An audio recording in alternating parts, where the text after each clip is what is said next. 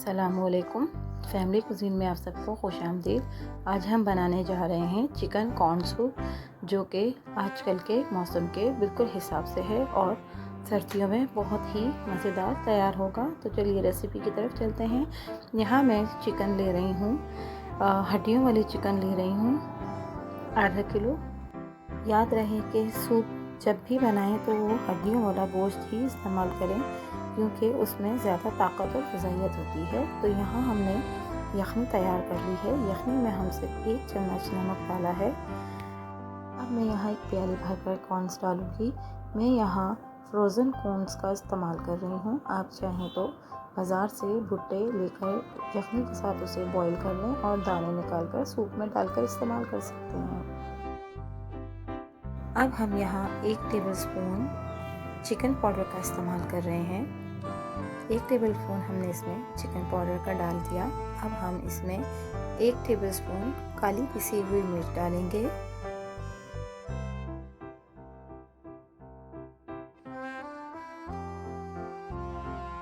से 3 मिनट के बाद अब बारी आती है सोया सॉस 1 टेबलस्पून, सिरका 1 टेबलस्पून और जो हमने यखनी बनाई थी उसमें से हमने चिकन को निकाल कर श्रेड कर लिया है, उस चिकन को हम डालेंगे।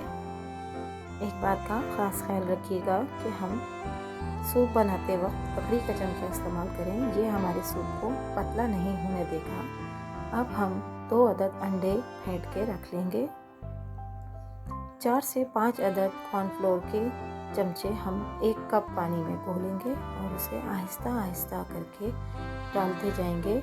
एक साथ नहीं डालना है और इस बात का ध्यान रहे कि हम इसमें मुस्तकिल चमचा चलाते रहें ताकि इसमें गुठलियाँ न बनने पाए।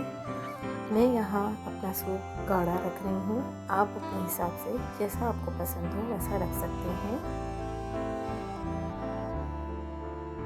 अगर आपको मेरी वीडियोस और मेरी रेसिपीज़ पसंद आती हैं तो मेरे चैनल को लाइक, शेयर एंड सब्सक्राइब कीजिए और कमेंट्स के ज़रिए अपना फीडबैक दीजिए और आप मेरी रेसिपीज़ को अपने घर ज़रूर ट्राई कीजिएगा।